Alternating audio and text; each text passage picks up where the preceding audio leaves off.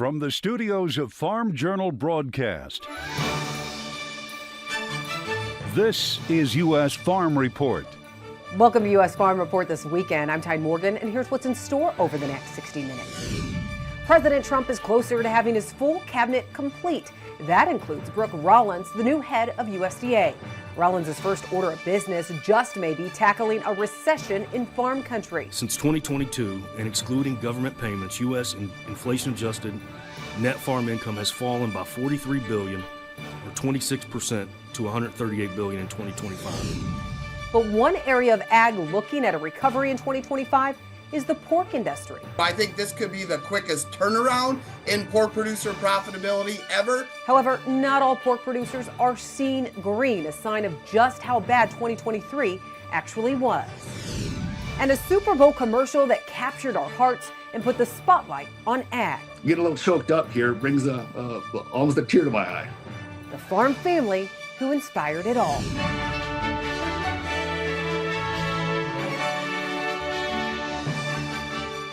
Now for the news, the Senate approving the nominations of two key cabinet members for President Trump this week. One is Brooke Rollins, who's now taking over at USDA.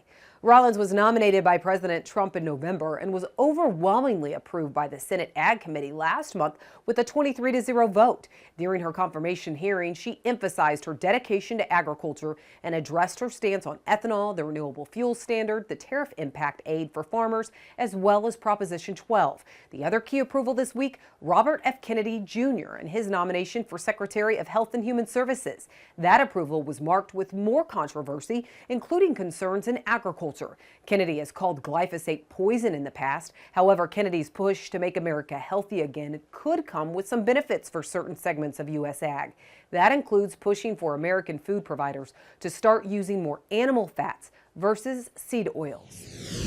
Government payments are driving what USDA sees as a U.S. net farm income surge in 2025. USDA providing its initial net farm income forecast for the year, projecting net farm income to reach $180.1 billion.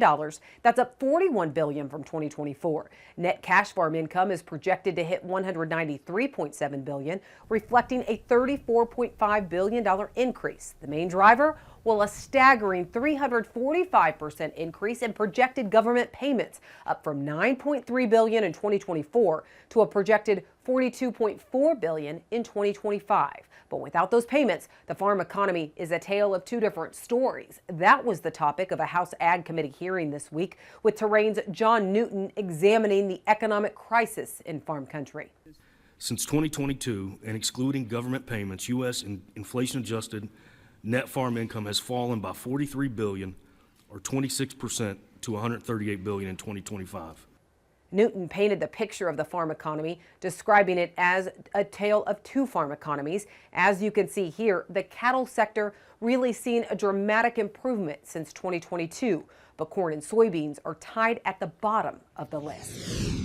Well, the squeeze on farm profits is creating another troublesome outlook for John Deere this year. Deere & Company releasing earnings, reporting a significant drop in first quarter profits as farmers are feeling the squeeze. Deere citing not just weak incomes, but also high borrowing costs that are prompting more farmers to rent equipment rather than buy.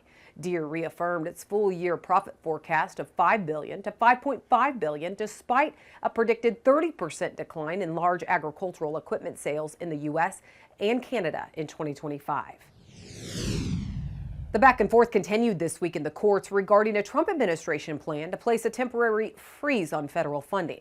The temporary 90-day freeze stretches across the federal government, including some USDA programs. The agency holding payments related to the 2022 Inflation Reduction Act and other programs like EQIP and the Rural Energy for America program known as REAP. Some farmers reporting that anticipated cost share payments are on hold. That has them worried about paying bills as they come due. One farmer speaking to CNN about it. We signed our contract with the government about a year ago to put solar panels on our barn. And about a year later, the project was complete, and we were supposed to get our funding the week that the funding freeze was announced. And we still haven't seen the money. And when we asked the government representative where it was and what we should do, they informed us that our funding request had been rejected due to the funding freeze. Resnick says programs like this have helped them build their operation through the years. Butterbee Farms grows flowers in greenhouses and in fields just north of Baltimore. Meanwhile, food aid donations have resumed to the UN's World Food Program. The WFP said there was about 500,000 metric tons of food sitting in limbo. It has been purchased from farmers through the Food for Peace Title II program. With the pause lifted, food purchases and deliveries under existing USAID agreements can resume. USAID buys roughly $2 billion in U.S.-grown crops for distribution annually. And a new strain of avian flu has been detected. According to the Nevada Department of Agriculture, 6 dairy herds in the state tested positive for a newer strain named D11. The USDA detected the newly infected herds on January 31st through a program that tests milk in large silos. This strain is different from the virus, which has been circulating in other dairy herds. The newer bird flu strain was previously detected only in birds and people who had contact with infected birds. That's it for the news. Well, prepare now. The Arctic air is back next week, and it'll be downright frigid for parts of the country. We'll have a check of weather coming up next. U.S. Farm Report is brought to you by Pioneer. Next level yields start with genetics proven to perform. Pioneer. Next level yields start here.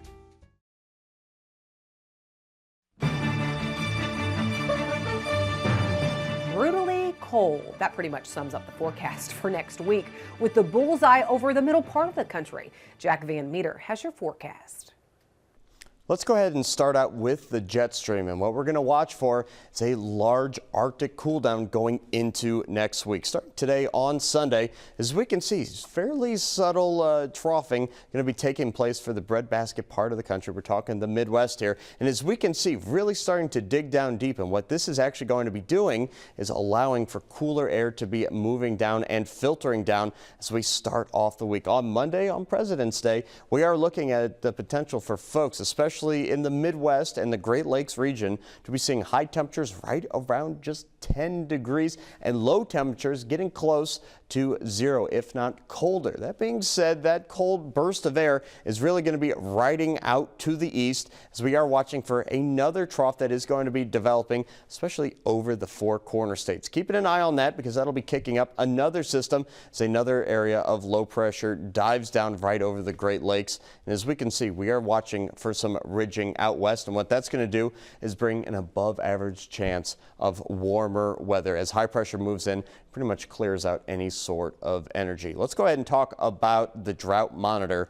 We are unfortunately seeing drought circumstances actually worsen for parts of the Great Plains, especially up to the central and up to the northern parts of the plains. We're talking areas of Nebraska going into South Dakota. As we can see, those two states almost entirely covered in either moderate or even severe levels of the drought. Iowa and parts of Minnesota and even Wisconsin dry too, and Wisconsin really haven't really seen all that much snow this year, and it's actually aiding. That lack of snowpack is aiding to their drought condition. Obviously, unfortunately, the drought down to our south and west. We're talking Southern California and parts of Arizona. They're really suffering too with levels of extreme drought that's almost flourishing down there. So hopefully we can get some moisture over there soon. Here's that snowfall estimate throughout the weekend, and actually again starting out on Monday. And as we can see, no major snowstorms have been forecasted. They are going to be dumping additional amounts of snow. But good news again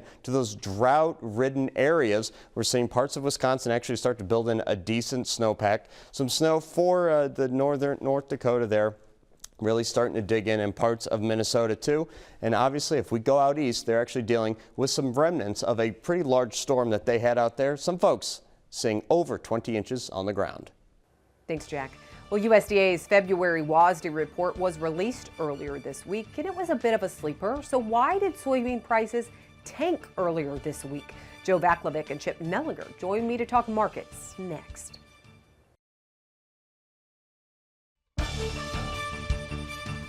Welcome back. Joe Vaklovic and Chip Nellinger joining us now to talk markets. Joe, let's start with soybean prices because soybeans taking a hard fall on Wednesday after down days Monday, a down day on Tuesday. What was causing that pressure on the soybean market earlier this week? I think the market is again trading some of the old stories, some of the things that we've been trading for months. the idea that Brazil is going to have a monster crop, the idea or maybe fact at this point that ending stocks at the end of the marketing year, globally speaking, are going to be record high. We've got a tremendously burdensome supply and demand situation globally. To put it in perspective, what USDA is projecting, they're projecting that we're going to have more than one U.S. crop worth of soybeans left over globally at the end of the marketing year. And there's just too many soybeans out there. Wow, and USDA actually updating that world look at stocks in the February WASDE report. Typically not a huge report because we know we have the Ag Outlook Forum at the end of the month, and we're waiting for the March prospective plantings report. But were there any big changes to you this week from WASDE? Yeah, I think the big change was that the world carryout, especially on corn, was below the lowest estimate, even lower on beans than what was expected. So, I don't disagree with what Joe said. I mean, we are facing a massive wall of beans out of Brazil as their harvest picks up steam here over the coming days and weeks. But yet, there were some cuts from the Argentine side of the equation on both corn and beans, and even a small cut on the Brazil corn.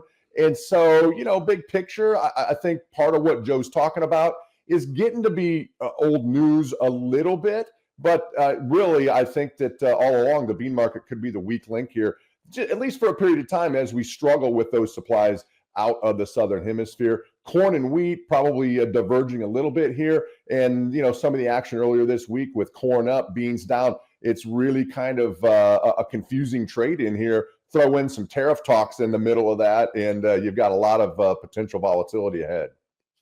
Joe, USDA leaving the corn and soybean numbers unchanged when you look at U.S. ending stocks. That was after some major changes in January, especially to corn. Do you think that was the story out of the WASDE report this week? I think there was a story in the U.S.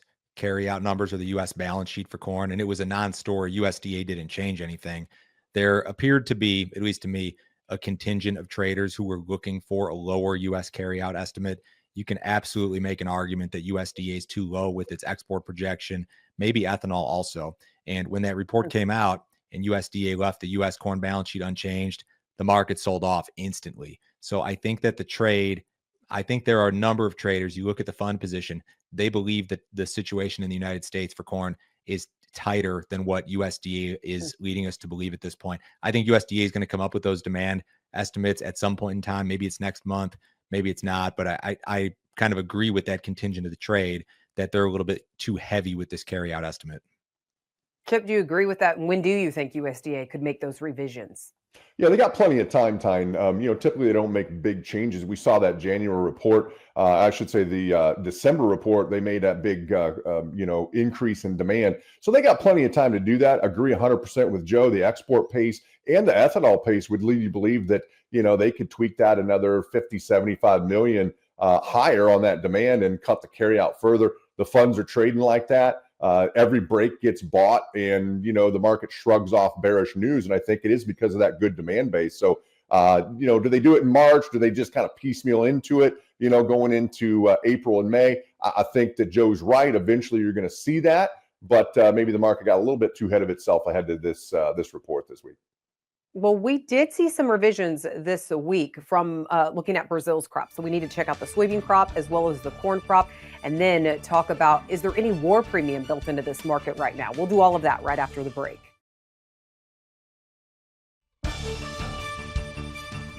Welcome back. All right. Well, Brazilian Crop Supply Agency, CONAB, trimmed its soybean production forecast by 310,000 metric tons to 166 million metric tons. They were citing some crop losses in southern Brazil caused by drought. Joe, that is below forecasts from USDA and private crop watchers. But in the grand scheme of things, does that matter? No, a 3 million metric ton difference between USDA and CONAB is irrelevant. It's pretty normal. It's par for the course to see that sort of disparity. I agree with CONAB in that, yeah, it was dry in southern Brazil. You look at any of the rainfall maps, any of that stuff, the southernmost states in Brazil, which do account for a substantial portion of the crop, they were very dry. So it makes sense to me. I think ultimately the crop's going to end up probably closer to 170, at least in the eyes of USDA, but somewhere in that 165 to 172 neighborhood. And as long as it's within that range, I don't know that it's a huge deal as far as prices are concerned. Well, the focus is on weather in South America right now as the prime window for planting the safrinha corn crop is nearing its end. Chip, it looks like the weather will improve over the next 2 weeks. That's what we're seeing with some of the forecasts. Is the market taking note of that? Well, back on the demand front, I think the market obviously is going to hang on the weather, the planting weather, and the planting pace of that second crop corn in Brazil, all the way until they get pollinated and looking to harvest that crop. But until then, that's going to be April or May at the earliest. We're going to be in the driver's seat as far as demand goes, and so I think that's why that the market finds support on every break that you see in corn. We're in the driver's seat until that second crop corn hits the market. That's several months out ahead of us. And if there's any threat to that, it becomes even more bullish and maybe shifting demand our way. So I think the corn market will be highly sensitive to the rest of the planting season there in Brazil, as well as the entire growing season until that crop is assured of being a big crop, and then kind of dig into our competitiveness a little bit. Well, let's stay on the world stage because after a call with Putin, President Trump says negotiations to end the war in Ukraine will start immediately. Okay, Joe, if the president is successful, how much war premium is currently built into these markets? There's no war premium, not in my opinion. You take a look at a wheat chart and go back to 2022 when prices spiked on the initial invasion. We've done nothing but trend lower in wheat for more than 2 years. It's been a downtrend, a multiple year downtrend while the war was going on. You got back to essentially pre-COVID type prices in some of these wheat contracts. Why would I believe now that an end to the war is bearish when the price action has been nothing but bearish as the war has gone on for the last 2 years? I don't buy into that. Yep, that's a strong argument. Chip, do you agree?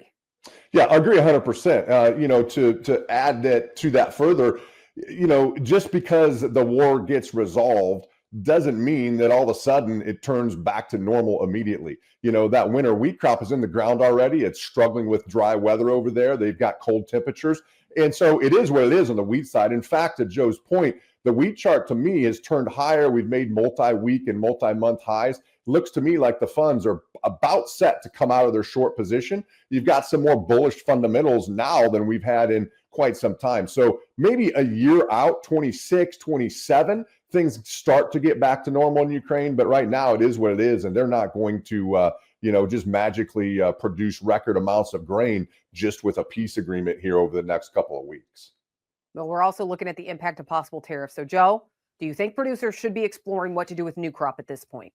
Yeah, absolutely. When the cost of production is as high as it is, you've got to be looking at margins. You're at a point right now where corn is probably break even to maybe slightly profitable for a lot of producers around the Midwest, whereas soybeans are a big loser. So just to be aware of your own situation is paramount, and to even begin some marketing or some risk management is important as well. We're in the process, of course, of setting spring insurance prices. I think you got to be paying attention because the stakes are too high. All right, we need to take a quick break, and then we will have Tractor Tales next.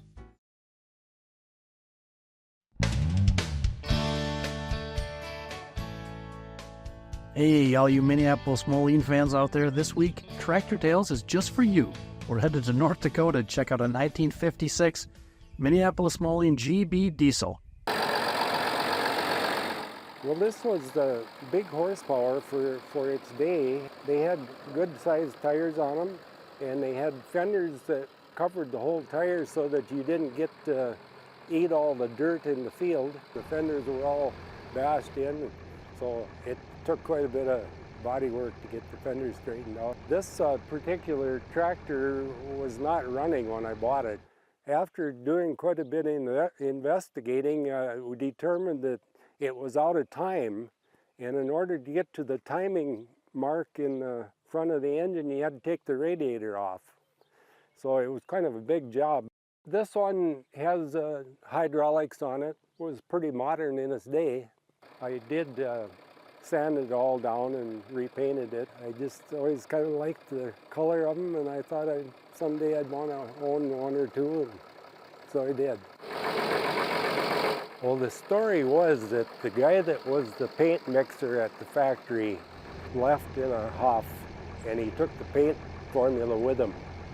They never knew exactly what color it was. Do you believe it? No. Thanks, Greg. Well, economists aren't just bullish beef in 2025, as we told you about last weekend. They are also optimistic about the turnaround in the pork industry. But with such steep losses in 2023, it could be deemed the year of recovery instead. That's our Farm Journal report right after the break. You're watching U.S. Farm Report. Trusted, timely, tradition.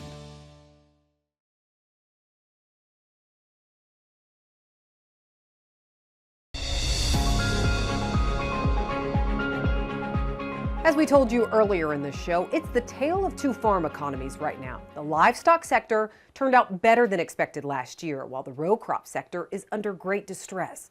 One industry looking at a recovery this year is the pork sector, as we explore in this week's Farm Journal report.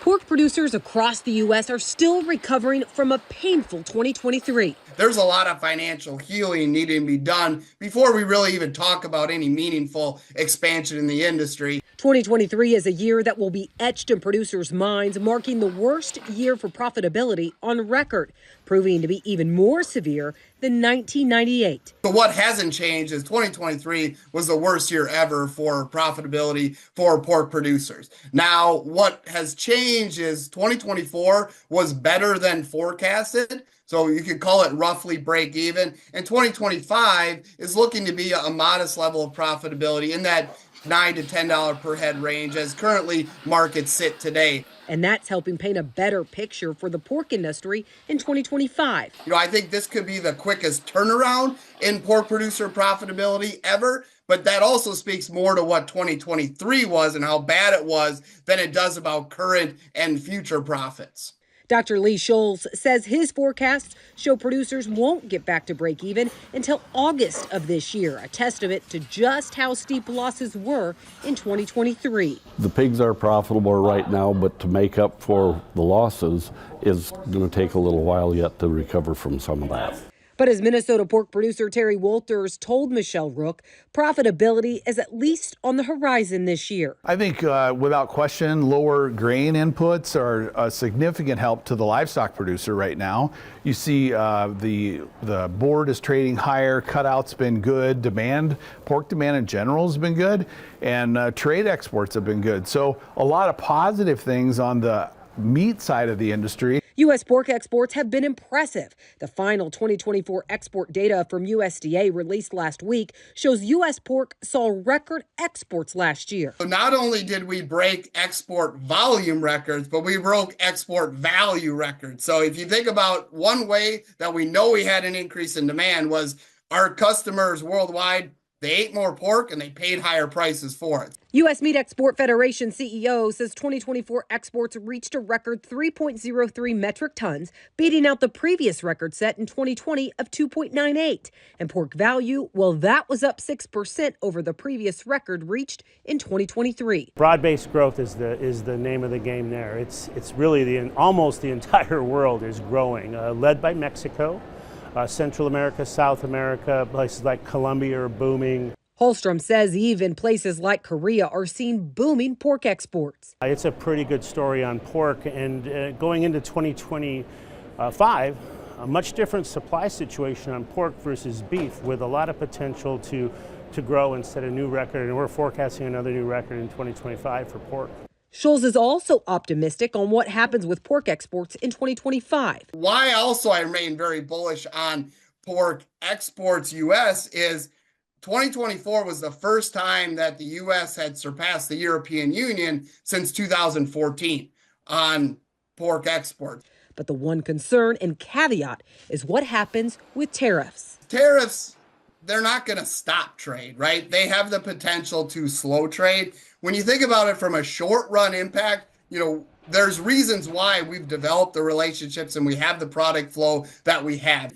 Pork will become more expensive for those customers, right? And that's going to impact trade. But the impact is longer term, I think, and the worry there of how long those tariffs last. The tariffs are injecting uncertainty into outlooks, but that's not the only piece that has the pork industry on edge. I think the other one that continues to add to the uncertainty is just about the impact of disease out there and how large, widespread an impact that's having on production. He says prices have not incentivized any expansion in the pork sector, but the disease piece of the puzzle is one that could sway production estimates in future reports. As you look at USDA's estimates and hog and pigs reports and the need to make some revisions, that's come because there's a lot of uncertainty just about the impact of disease and what that's having on our hog numbers and pipeline supplies. Litter rates and carcass weights actually created an increase in pork production over the past year, but the breeding herd remained flat. Another thing is our sow numbers were down in the U.S., a little bit of retraction in the sow herd, but if you look at overall production and wean pigs produced, we produced more pigs with fewer sows. And, there were several health challenges through some months in there, and Dr. Kerr can touch on that a little bit later. But the genetics that we're working with has the potential to produce more pigs year over year, even with less sows out there. So excited about 2025. Pig markets are looking really good. It'd be fun to see what we can do this year. Excitement for 2025 as producers have worked to not outpace current demand. I look at 2025 again as stabilizing and maybe the start of a pivot to, starting to see some moderate expansion in the industry going forward that we may start to realize in 2026 and 2027. As optimism continues to dominate conversations to start this year, it's a reminder that pork producers find a way to persevere. One thing about our producers, they're so resilient. They're going to come back. They're going to find a way to survive in the meantime, and now that's going to give them some opportunities to backfill some of those holes that were created due to the poor economy. Farm Journal's pork editor Jennifer Scheich took a much more in-depth look at the state of the pork industry in her pork podcast. You can check that out on our Farm Journal YouTube page. Well, one piece of uncertainty for the pork industry, as we just talked about, and really all of ag, is the possibility of a trade war. Ag Around the World is next.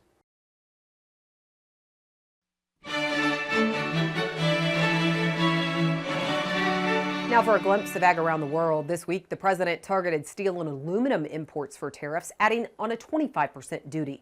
And new Chinese duties on American goods went into effect. Canada produces about a quarter of U.S. steel imports. Mexico supplies half of that. Analysts say the upside of the tariffs is they might help domestic producers. Some economists say the downside of the tariffs could be higher prices for Americans. They point to other duties on metals that President Trump imposed during his first term. It was sort of a situation where an eye for an eye left everybody blind.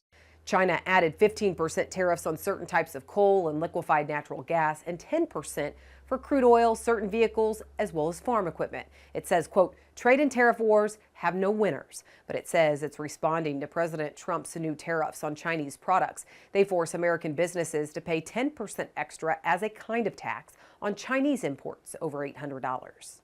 This is going to be what pays down to $36 trillion in debt. That was President Trump in the Oval Office on Thursday, immediately after he signed a new executive order on tariffs. The order directs his administration to impose reciprocal tariffs on foreign countries with high tariffs and non-tariff barriers on U.S. exports. These customized levies are expected to be finalized by April and will be calculated on a country-by-country basis. And according to the White House, the tariffs are designed to rebalance trade relationships and target unfair practices, including subsidies, regulations, and exchange rate manipulation. The tariffs will require detailed analysis for nearly 200 countries, each with its own complex tariff schedules and trade regulations. Meanwhile, beef export values last year actually climbed, exceeding expectations. Final numbers are in from the U.S. Meat Export Federation. It says value climbed 5% from 2023 to $10.45 billion. That equates to a value per head of fed slaughtered reaching $415. For the full year, beef exports were 1.29 million metric tons. That's actually down 0.5% year over year. Officials for the U.S. Meat Export Federation say considering the headwinds in the large Asian markets in the first half of the year and challenges on the supply side, beef exports actually exceeded expectations in 2024. That's a glimpse of Ag Around the World. Well, funding within USAID coming under scrutiny since President Trump took office. We'll have a look at that in Chip's Corner next.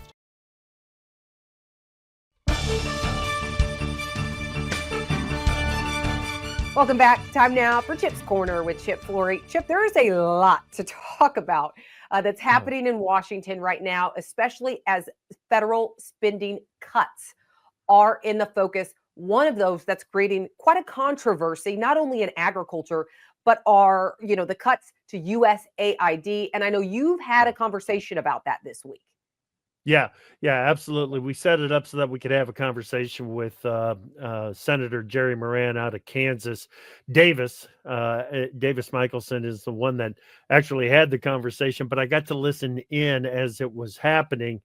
And this is a chaotic time. There's no question about it. When we look at exactly what is happening from the Trump administration, there seems to be chaos everywhere. There's activity everywhere. And what's happening is, I heard this term just this week, is he has flooded the zone. And what that means is you have so much activity going on at the same time that when you start to sort things out, you can start to say, see, I fixed that. See, look at there, we fixed that. So there's some of that is happening, but there's no question, Tyne, that the cost cutting that is happening is being spearheaded by Elon Musk and the Department of Government Efficiency is without a doubt the spearhead of all of this chaos. Some people really love it, some people don't like it at all, and some are finding it stuck right in the middle. And that's where Senator Moran is, because of the Food for Peace program. Let's hear what he had to say. As a component of USAID, which is being reviewed and monitored, examined by the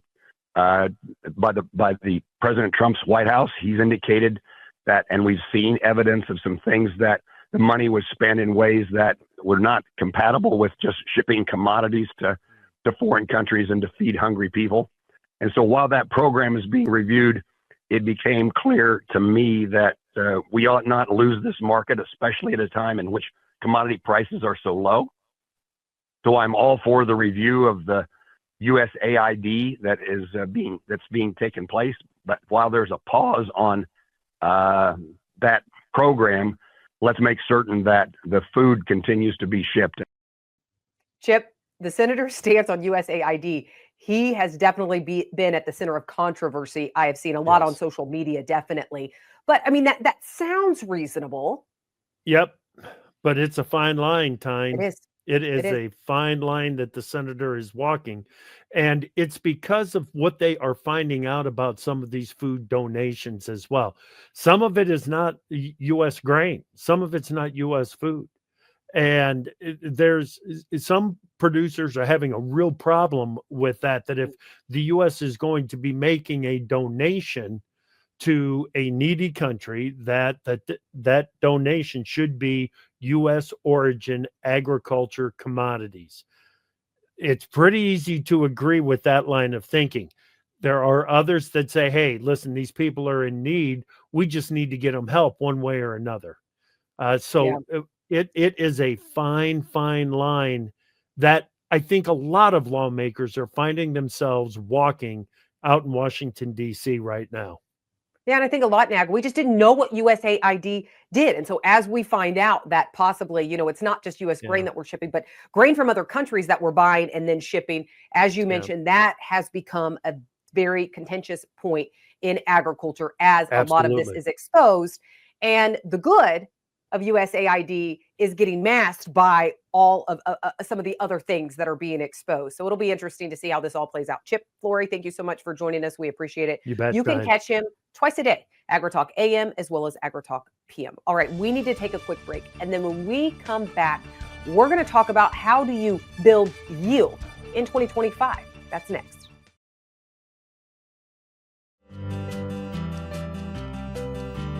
Farmers often go on the offense to achieve higher yields, whether it's through adopting new technology, including the latest seed, herbicide, and fertilizer products, or other decisions they make. It's all about hitting those higher yields. However, Michelle Rook reports in order to build yield, farmers also need to use defensive strategies such as controlling pests.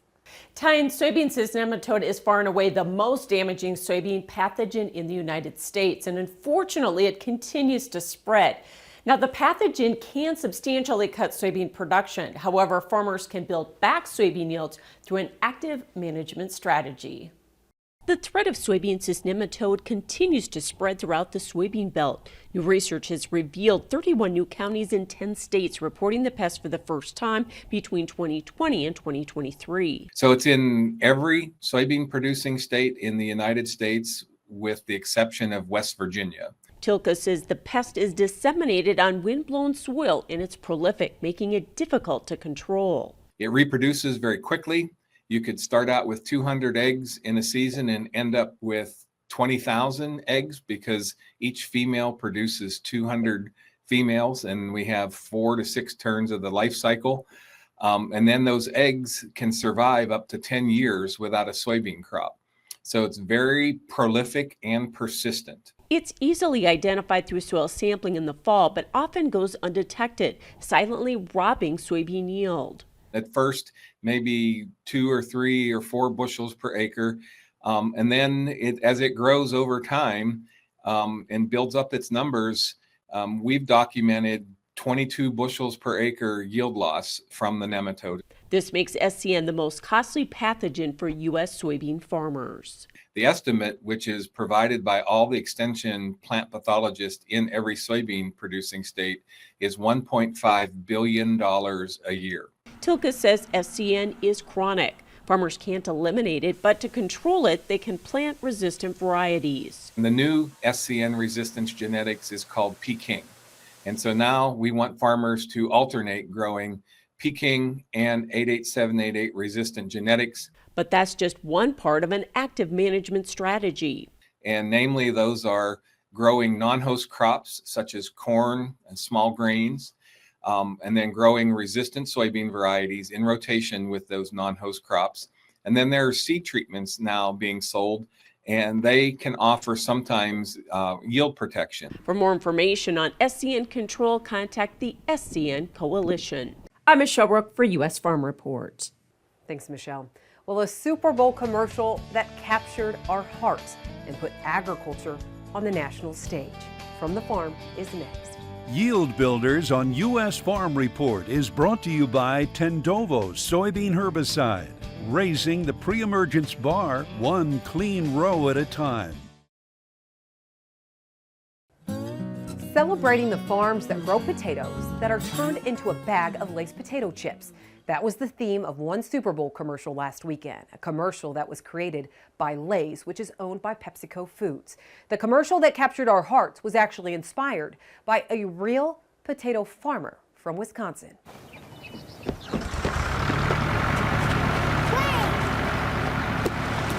A Super Bowl commercial with a story.